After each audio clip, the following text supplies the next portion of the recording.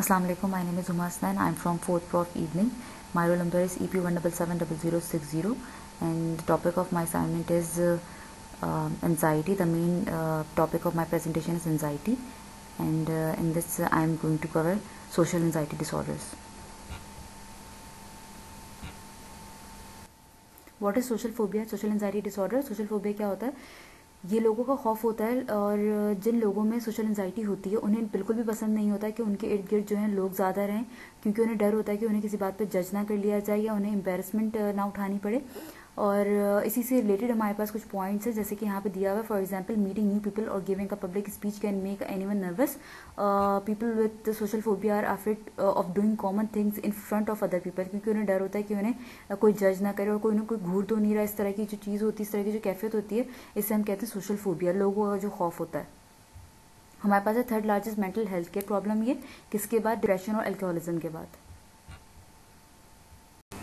हमारे पास यहाँ पे 3 पिक्चर्स हैं जिसमें हमें नजर आया सोशल फोबिया किस तरह से। यहाँ पे ये सोशल फोबिया का दिखा रहे हैं कि छुपा हुआ है, यहाँ पे अलग रहना चाह रहा है, जबकि यहाँ पे इतने सारे लोग हैं। यहाँ पे इनको फेयर है, ये स्पीच दे रहे हैं शायद, और यहाँ पे इनको बहुत नर्वसनेस हो रही है कि सामने इतने सारे लोग बैठे हुए हैं। I want to talk to people but the words just won't come out. ये असल मेन प्रॉब्लम होता है सोशल फोबिया के पर्सन का। टाइप्स ऑफ सोशल एंजाइटी हमारे पास है स्पेसिफिक एंजाइटी, जैसे कि यहाँ पे लिखा हुआ है specific social anxiety would be the fear of speaking in front of groups. और हमें इस पिक्चर में भी नजर आ रहा है कि इसमें ये घबरा रहा है, यहाँ पे लोग और ये घबरा रहा है। जनरलाइज एंजाइटी यहाँ पे हमारे पास various people with generalize social anxiety anxious nervous and uncomfortable in almost all the situations. जबकि हमारे पास जो नॉन जनरलाइज होती है, इसमें जो पेशेंट्स है patients are usually symptom free when alone. जब यहाँ पे इनके इर्द गिर्द लोग मौजूद नहीं होते, ये सिम्टम फ्री होते हैं, इन्हें कोई किसी किस्म की टेंशन नहीं होती। जबकि जनरलाइज में हर वक्त ही एंजाइटी हुई होती है, हर कंडीशन हर सिचुएशन में उनको एंजाइटी हो रही होती है। सेकंड पॉइंट हमारे पास यहाँ पे लिखा हुआ है DSM-IV-TR। DSM-IV-TR जो होता है, ये एक हमारे पास ऑफिशियल लिस्ट होती है। DSM-IV-TR हमारे पास एक लिस्ट है जिसके अंदर ऑफिशियली कंडीशंस को मेंटल इलनेस कहा गया है, और वो किसने कहा है? APA ने कहा है, अमेरिकन ट्रस्ट एसोसिएशन ने। यहाँ पे हमारे पास है ट्रिगरिंग सिम्टम्स और इमोशनल सिम्टम्स। इसमें हमारे पास जो पॉइंट पहला वो है हमारे पास being introduce to the other people, being teased और being watched while doing something, meeting people in authority. Emotional symptoms हमारे पास आता है नर्वसनेस, बहुत नर्वस हो जाते हैं, हाई लेवल्स ऑफ फेयर इनके अंदर शुरू हो जाता है, फिर से एंजाइटी आना शुरू हो जाती है, and dry throat, trembling and muscle twitches, blush करना शुरू हो जाते हैं, हार्ट बीट इंक्रीज हो जाती है। अब हमारे पास diagnostic criteria for phobic disorders है। एक हमारे पास सोशल फोबियाज डिसऑर्डर है, दूसरा हमारे पास स्पेसिफिक फोबियाज है। सोशल फोबियाज में हमारे पास exposure to the situations provokes an immediate anxiety response, और उससे ही रिलेटेड हमारे पास कुछ पॉइंट्स हैं। स्पेसिफिक फोबियाज में हमारे पास specific phobias are classified into sub types: animal type, snakes, dogs, spiders, natural environment, heights, water storms, blood injection type, blood injury, medical procedures, situational type, flying, bridges, elevators and others. अब हमारे पास है comorbidity and clinical significance. Comorbidity मतलब आपके पास आप एक बीमारी से सफ़र कर रहे हो और उसके साथ साथ आपको दूसरी बीमारी भी हो जाए, ये हमारे पास कोमोबिडिटी कहलाती है। इसके अंदर हमारे पास आती हैं सोशल एंजाइटी डिसऑर्डर्स के अंदर हमारे पास जो कोमोबिडिटी कंडीशंस होती हैं वो होती हैं हमारे पास सिंपल फोबिया है, मोर डिप्रेशन है, JDA पैनिक डिसऑर्डर्स हैं, और अल्कोहल अब्यूज़ है हमारे पास। और यहाँ पर हम कह रहे हैं कि alcohol is commonly use to decrease anxiety in social situations. The risk of suicide at times is very high, specially in those with both social anxiety disorder and other comorbid psychiatric illness.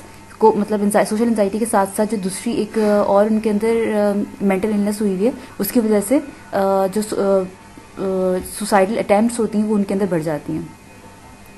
हमारे पास अब second है यहाँ पर etiology and pathophysiology. Etiology and pathophysiology के अंदर जो हमारे पास एक मेन कॉज है इस इलनेस का, वो ये है हमारे पास एक न्यूरो इमेजिंग हमारे पास स्टडीज से हमने किया है कि कुछ स्पेसिफिक न्यूरल सर्किट्स होते हैं जिनकी वजह से ये जो हमारे पास सोशल एंजाइटी होती है ये एक्टिवेट होती है। और दूसरा हमारे पास सेरोटोनिन टाइप 2 रिसेप्टर्स हैं जो कि हाइपर सेंसिटिव हो जाते हैं सोशल एंजाइटी के डिसऑर्डर में।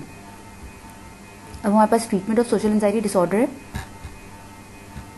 अब हमारे पास यहाँ पे treatment of social anxiety disorder, तो इसके अंदर हमारे पास आता है कि अगर आपकी अर्ली डिटेक्शन हो गई है तो ये बहुत अच्छा होता है, क्योंकि इससे आप जो आगे हमारे पास कोमोबिड डिसऑर्डर्स होते हैं उससे आप बच सकते हैं, और आपको ट्रीटमेंट लेना चाहिए। अगर आपकी बहुत इंटेंस स्टेज पे अगर आप हैं और इंटेंसिटी ज़्यादा है सोशल एंजाइटी की, तो फिर आपको लाजमी सी बात है कि आपको फार्माकोलॉजिकल ट्रीटमेंट की तरफ जाना चाहिए।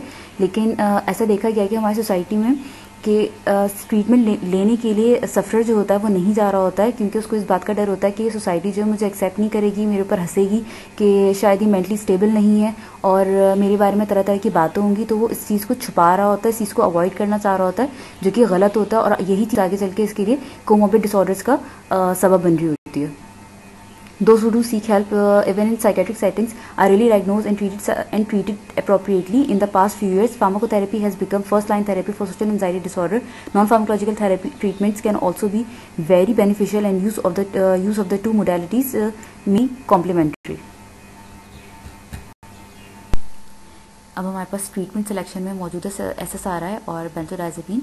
यहाँ पे हमारे पास SSRI को कहा हुआ है कि प्राइमरी ट्रीटमेंट ऑप्शन है, और यहाँ पे हमें जो ड्रग्स दी हुई है पैरोक्सिटीन और सेट्रेलिन दी हुई है, और यहाँ पे हमें सेट्रेलिन की डोजेस दी हुई है कि इसकी जो डोज होती है वो होती है 20, 40 और 60 मिलीग्राम।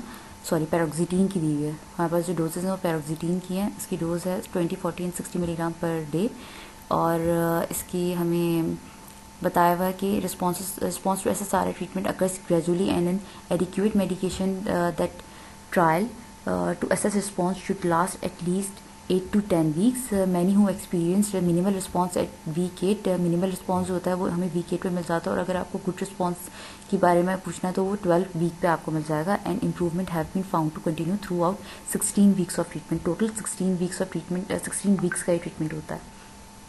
अब हमारे पास है बेंजोडाइज़ेपिन जो हाई पोटेंसी बेंजोडाइज़ेपिन हमारे पास मौजूद है, क्लोनाज़ेपाम है, अल्प्राज़ोलाम है, और ये एंजाइटी के सोशल एंजाइटी के जो पेशेंट्स होते हैं उनमें दिया जाता है, और ये हमारे पास प्राइमरी ट्रीटमेंट उसमें थी, प्राइमरी ट्रीटमेंट ऑप्शन में थी, और ये हमारे पास जो बेंजोडाइज़ेपिन है हमारे पास सेकेंडरी ट्रीटमेंट ऑप्शन में है, और इसका जो ऑनसेट ऑफ एक्शन होता है वो बहुत क्विक होता है, और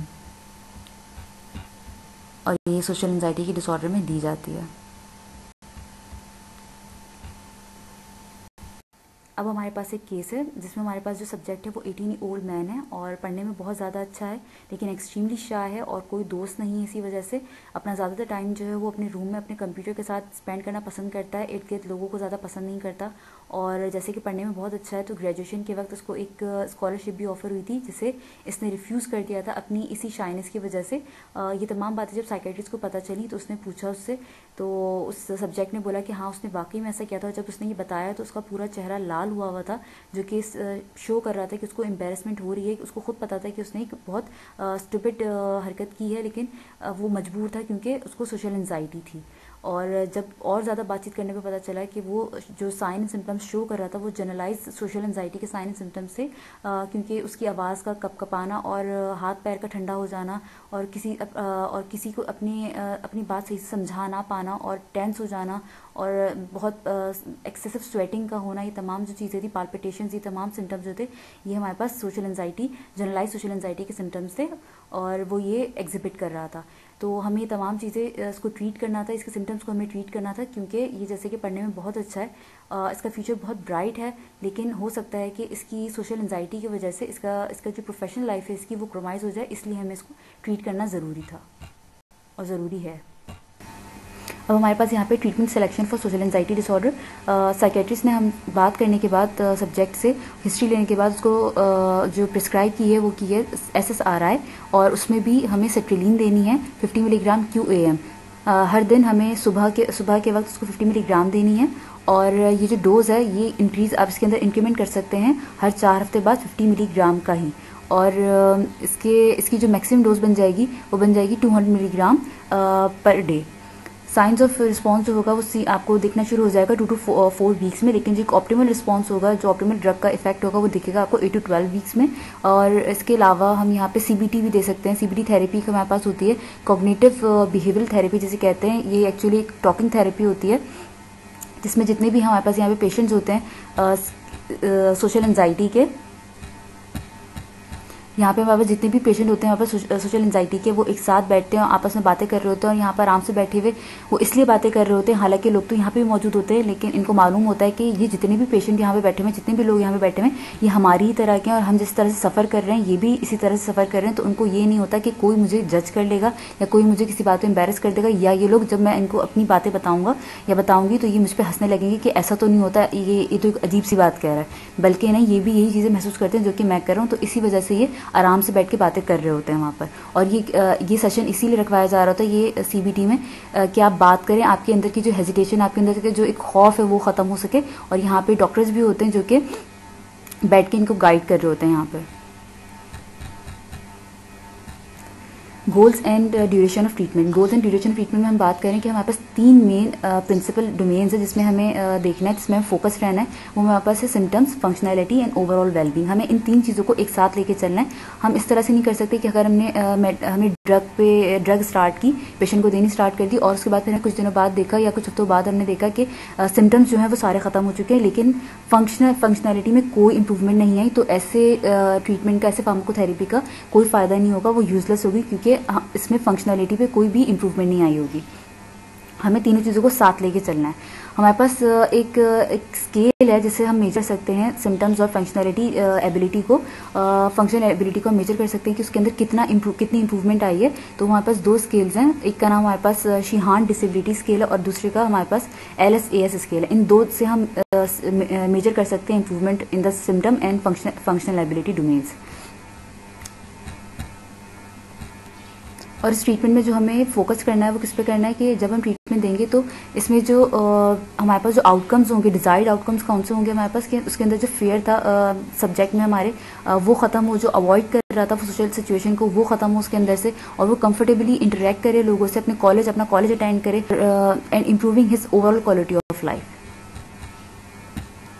हमें देखा है कि सोशल एंजाइटी डिसऑर्डर के ट्रीटमेंट में जब हम मेडिसिन को या ड्रग को हम जब डिसकंटिन्यू करते हैं तो हमारे पास रिलैप्स शो होता है, लेकिन हमारे पास जो SSRI दिए हुए हैं यहाँ पर, इनकी एक अच्छी बात ये कि प्रिवेंट करती हैं रिलैप्स को, और इसीलिए हमें रिस्पॉन्स मिल जाता है, अपना थेरेपेटिक रिस्पॉन्स मिल जाता है। उसके बावजूद हमें 1 साल तक ये कंटिन्यू रखनी होती है मेडिकेशन हमें। After that time, a trial of gradual medication discontinuation may be attempted, accompanied by close monitoring for sign of relapse। हमारे पास जैसे कि यहाँ पे 2 पिक्चर्स हैं जिसमें आफ्टर ट्रीटमेंट इफेक्ट्स दिखाया है कि ट्रीटमेंट देने से पहले का इफेक्ट है और ट्रीटमेंट देने के बाद का इफेक्ट है कि इसके अंदर इसको कितना फेयर ये इंटरेक्ट नहीं कर रही, और जबकि ट्रीटमेंट लेने के बाद इससे आराम से इंटरेक्ट कर रही है। So that's all about my presentation. I hope you like my assignment. Thank you very much and अल्लाह हाफिज़।